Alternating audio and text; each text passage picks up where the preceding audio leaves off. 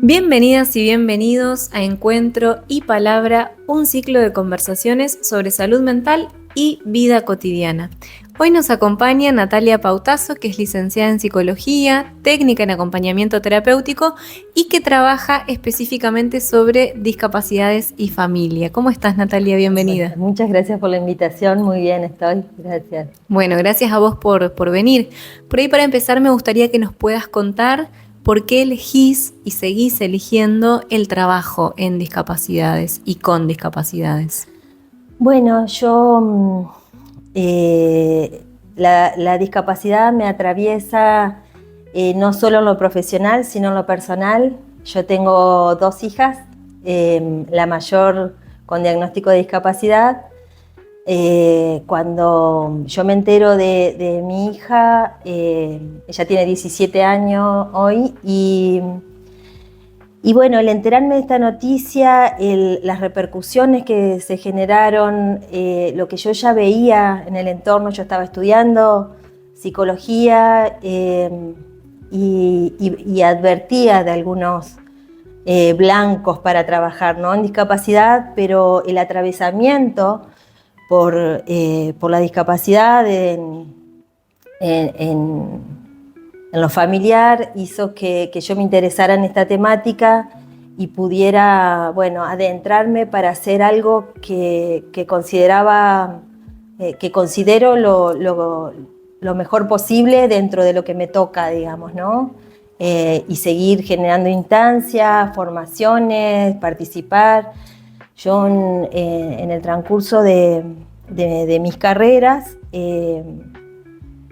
no tuve mucha formación en discapacidad, entonces ahí, como yo quería formarme, me comentaron de la Facultad de Trabajo Social de UNER, y desde entonces participo en el programa la Producción Social de la Discapacidad. Es un equipo interdisciplinario que está trabajando hace más de 20 años, es un programa de extensión. Tiene distintos ejes, tanto de atención a familias, como de formación, como de investigación. Y bueno, ahí yo encontré la formación, el acompañamiento hacia otras familias. Investigué y bueno, me sigo formando, así que ese espacio me contuvo y a la vez me forma y también participo de esas formaciones, ¿no? Y te permite al mismo tiempo como acompañar también a otras familias, digo, sí, porque mencionaste 2 cuestiones sobre las que me parece súper importante profundizar, que es familias y producción social. Sí. Vamos por parte. En cuanto a familias, más allá de lo personal, que es desde donde más profundo cala, supongo, pero en tu práctica profesional también, ¿cómo ves el impacto en la salud mental en familias en las que hay personas con discapacidad en la vida cotidiana? Digo, ¿qué impacto tiene eso tanto en las personas con discapacidad propiamente como el entorno que acompaña? Yo creo que se necesita mucho abordaje también en las familias y mucho acompañamiento en lo que es salud mental. Como hablábamos recién, salud mental no implica el consultorio del psicólogo, psicóloga o del psiquiatra o no. Salud mental para la familia implica contar con todo lo que se necesita para sostener esa vida, ¿no? El cuidado hace posible la vida y sin eso que necesitamos para que ese cuidado se produzca, no es posible y todo es caótico, ¿no? Y es un malestar enorme porque, bueno, todo lo que se necesita, lo que vienen a denunciar la familia. Yo primero, antes de participar en la facultad, también hice un espacio de formación en una institución para acompañar a las familias, ¿no? Como allanar ese camino donde uno va recorriendo. Yo tuve la posibilidad de enterarme del diagnóstico de mi hija cuando estaba embarazada de 13 semanas, entonces todo el embarazo me permitió formarme, buscar instituciones, qué había que hacer, familias que me asesoraron, buscar lazos, buscar redes. También conozco a este equipo a través de su libro y que me sentí abrazada a través de ese libro y decir, bueno, todo esto que parecía más complicado se me viene acompañado, ¿no? Y yo noto que en consultorio, por ejemplo, cuando me toca atender a niños o niñas con discapacidad, bueno, la contención hacia la familia, el espacio propio de cuidado, el espacio propio terapéutico, no lo tienen, sino gira todo en ese niño o niña con discapacidad, ¿no? Mientras tanto, las familias, y yo digo siempre las madres porque generalmente son las madres las que cuidan, y también traje un libro que fue una escritura colectiva, fue una investigación doctoral de Alfonsina Angelino, donde entrevista a diferentes madres. Después, a los 10 años, esas madres le escriben a esas madres homenajeando y también resonando, ¿no? con los que les pasan, y desde ahí quedamos todas enlazadas, ¿no? Entramadas y conversando, en continua conversación, donde siempre estamos denunciando de que por qué cae todo el cuidado, ¿no? Que le tememos más a la muerte porque si nosotros no estamos, ¿qué va a pasar? Le tememos a envejecer, porque ¿qué va a pasar con esa vida cuando los apoyos no son lo suficiente, cuando el Estado no responde con políticas públicas que sostengan esas vidas, y que todo recae, ¿no? Recae sobre las cuidadoras? Y que en su mayoría son madres o también son abuelas, tías, pero otras mujeres que sostienen, ¿no? Y bueno, y yo creo que los espacios de salud mental y los espacios que nos sostienen también tienen que ver con ese acompañamiento desde lo social, ¿no? Desde la producción social, desde el Estado, donde no tenemos que cuidar, también luchar, también salir a manifestarnos para que no nos quiten una ley que ya está aprobada. No tenemos que ir a buscar abogados para que nos aprueben las terapéuticas de nuestros hijos e hijas. Entonces tenemos que como ocupar lugares que están vacantes y que nos sobrepasa, ¿no? Somos madres, cuidadoras, abogadas y terapeutas. Entonces eso no es posible, y eso también atraviesa la salud mental. ¿Qué pasa con nosotros? ¿Quién nos cuida a nosotros que cuidamos, no?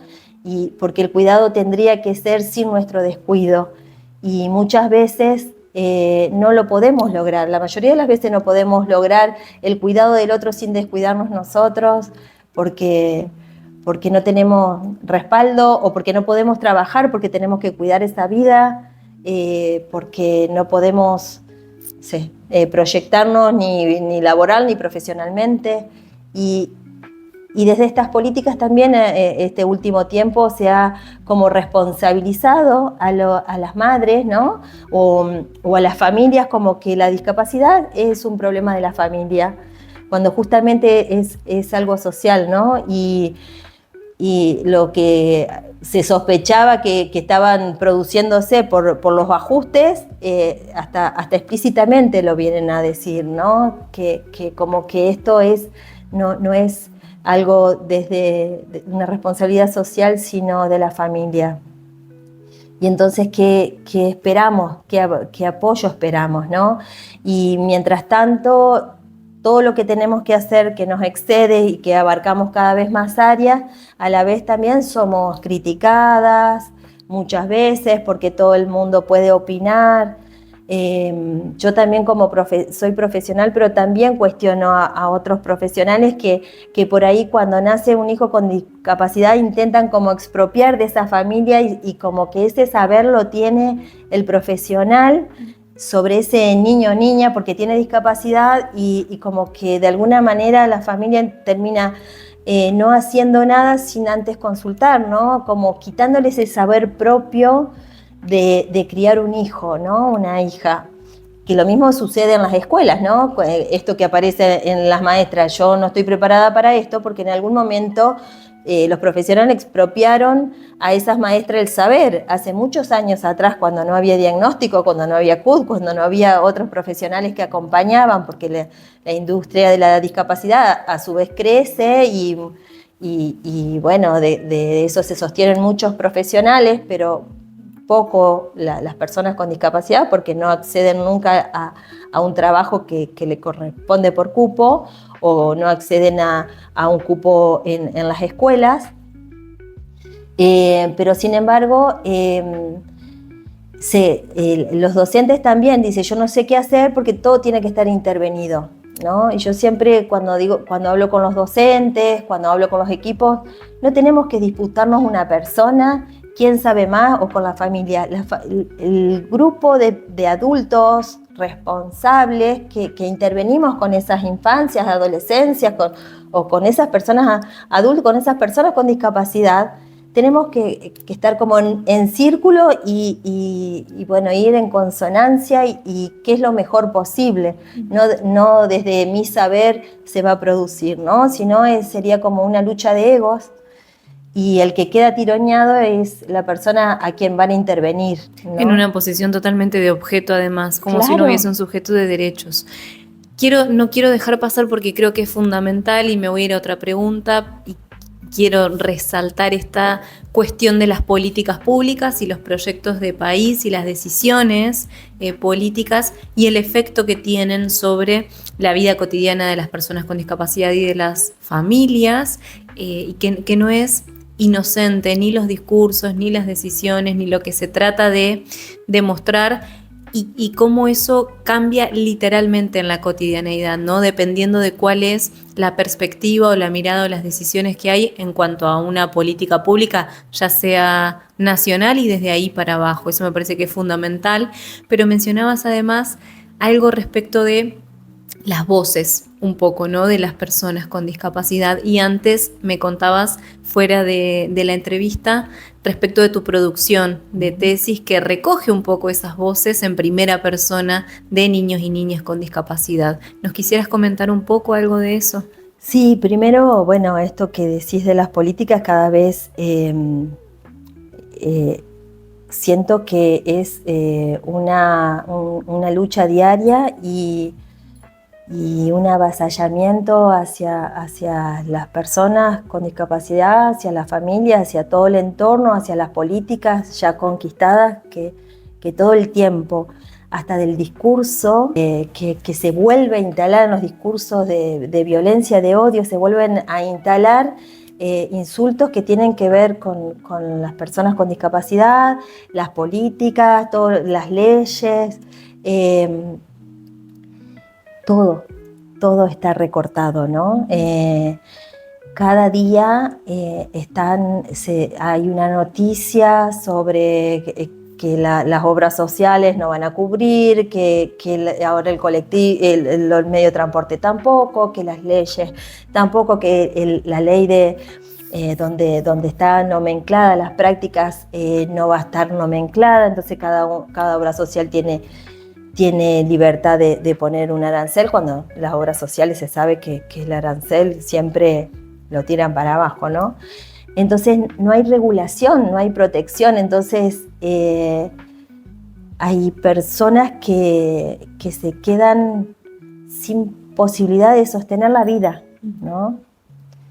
Y hay situaciones que son bien complejas y que no pueden sin esas terapias, sin esos tratamientos, sin esos insumos, no pueden hacer posible el sostén de vida. Y hoy hablábamos que a veces como no hay un sistema de cuidadores donde hay apoyo a esas familias para el cuidado de la persona con discapacidad, son las madres, que las madres dejaron su trabajo, su profesión para cuidar a ese hijo e hija.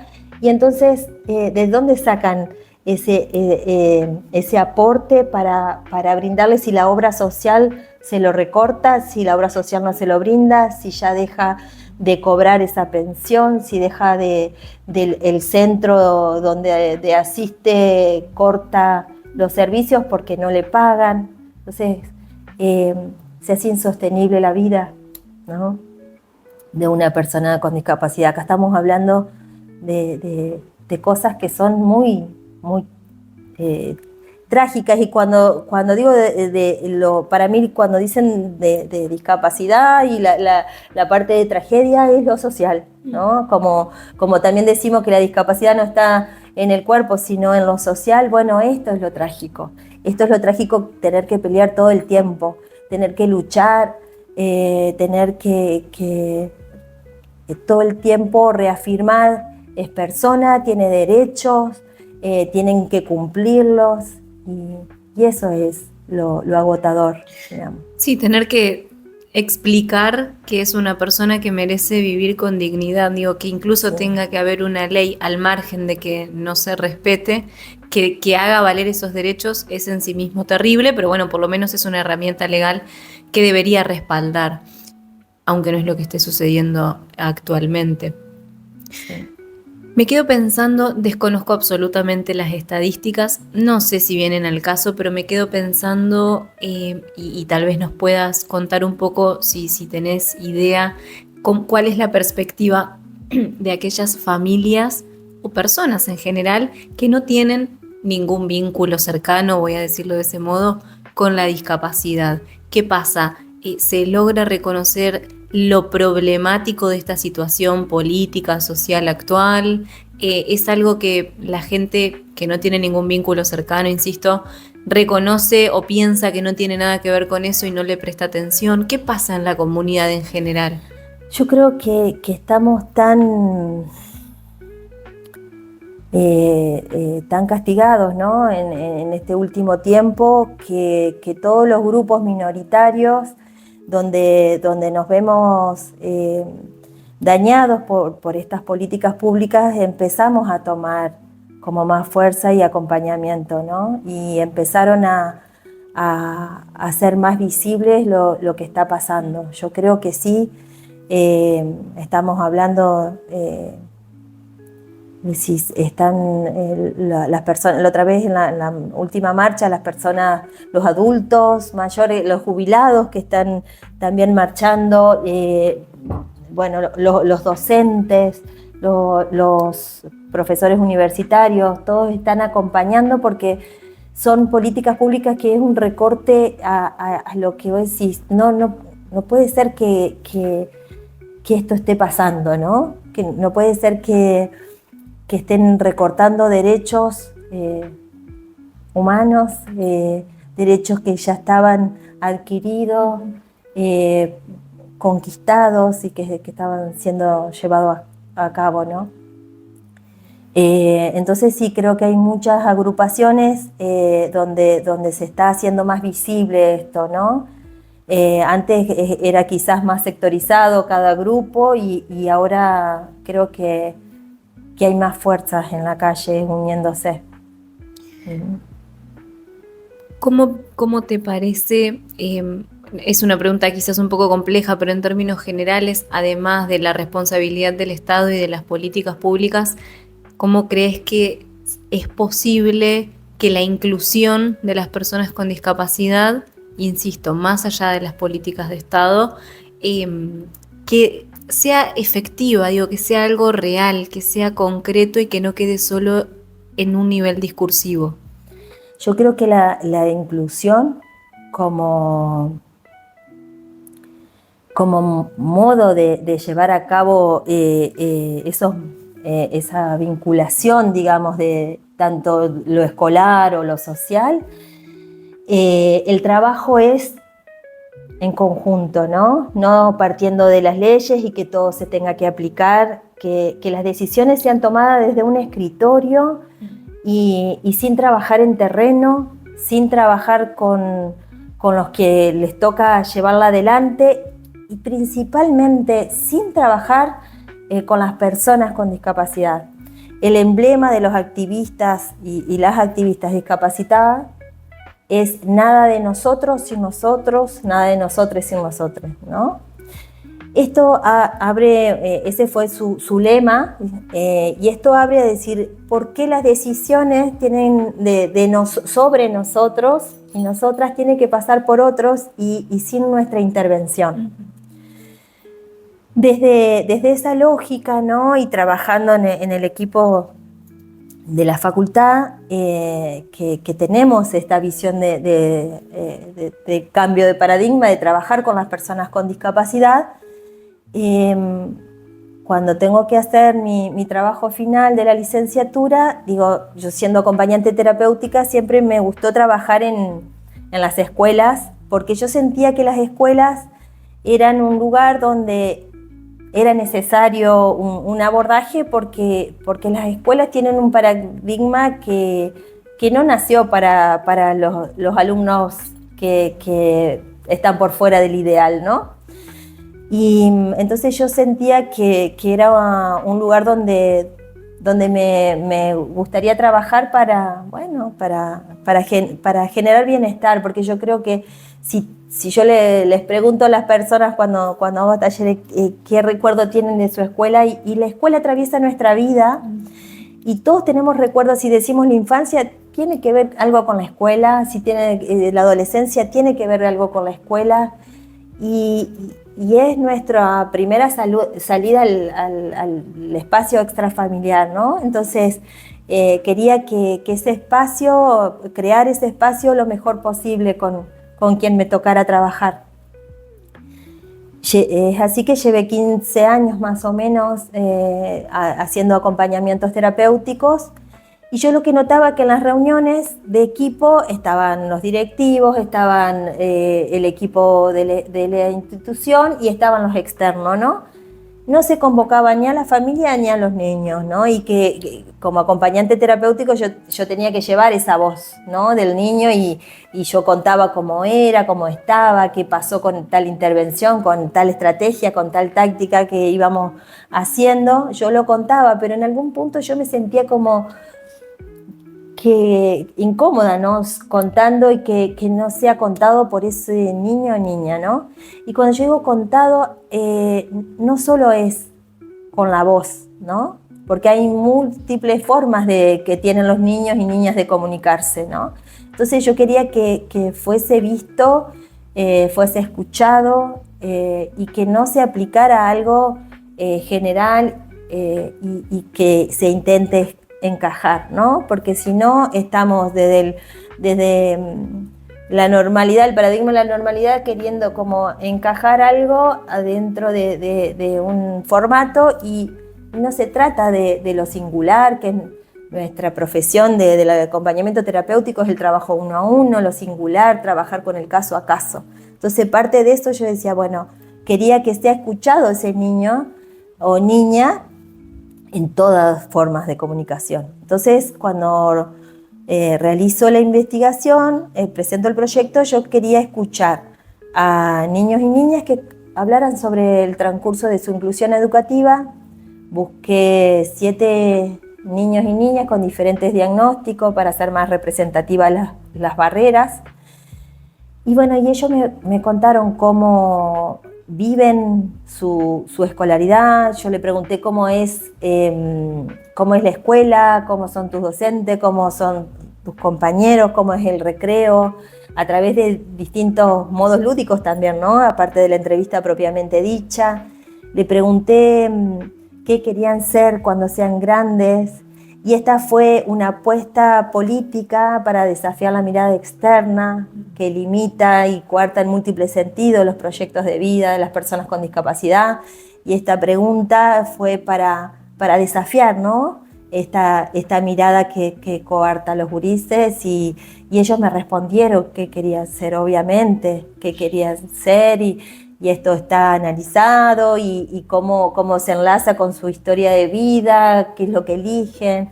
Les pregunté si ellos pudieran armar una escuela, cómo sería, y ellos me describieron cómo harían una escuela con la simplicidad de un niño o niña, pero con la complejidad de un discurso muy profundo, ¿no? Con palabras sencillas decían cosas muy profundas. Cuando en momentos en la investigación yo me sentí muy interpelada, atravesada, angustiada en algunas entrevistas y dije yo esto no me lo puedo quedar para mí. Y bueno, fue que acá lo muestro en las voces de la inclusión, fue porque sin esas voces no hay inclusión posible, ¿no? Entonces lo que invito a que si vamos a proyectar, a diagramar una inclusión, que sea con esas voces y que hay muchos modos de lectura y lo que nos dicen. Y yo digo, estos gurises a mí me dijeron cosas re profundas y no me conocían. Y fueron un par de encuentros. Sí, 2 de los que entrevisté, yo había sido su acompañante, pero el resto no me conocía y me dijeron cosas súper profundas. Y yo digo, ¿qué pasará con el resto de adultos, ¿no? Que está acompañando esos procesos de inclusión, ¿no? ¿Qué dirán?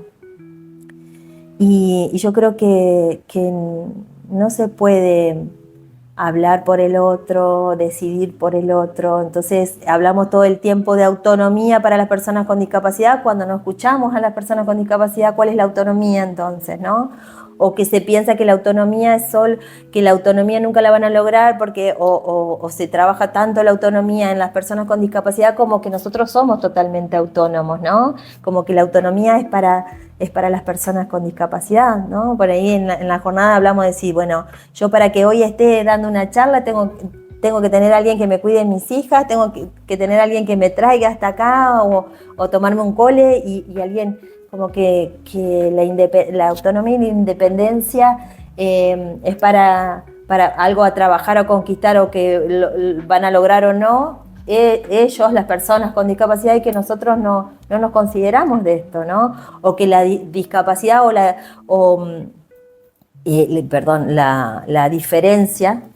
la diferencia es constitutiva de la discapacidad, pero en realidad lo que nos constituye como seres humanos es la diferencia, ¿no? Pero sin embargo, como pareciera que solo un grupo la porta, ¿no? Y este es también parte de esta ideología de la normalidad que intenta clasificar a los cuerpos, este sí, este no, ¿no? Capacitado, discapacitado, ¿no? Parte también de la construcción social que se viene haciendo desde hace mucho tiempo, si bien es cierto que hubo varias transformaciones, gracias al trabajo también que se viene haciendo, pero digo, parte de la construcción social que hay sobre la discapacidad que muchas veces genera más prejuicios quizás que oportunidades, evidentemente. Sí. Bueno, Natalia, la verdad que un placer enorme escucharte. Vamos a poner a disposición la información sobre el libro para que las personas puedan acceder y puedan conocer un poco más de qué se trata. Creo que es un material súper valioso para que todas las personas podamos tener algún acceso, alguna lectura posible ahí.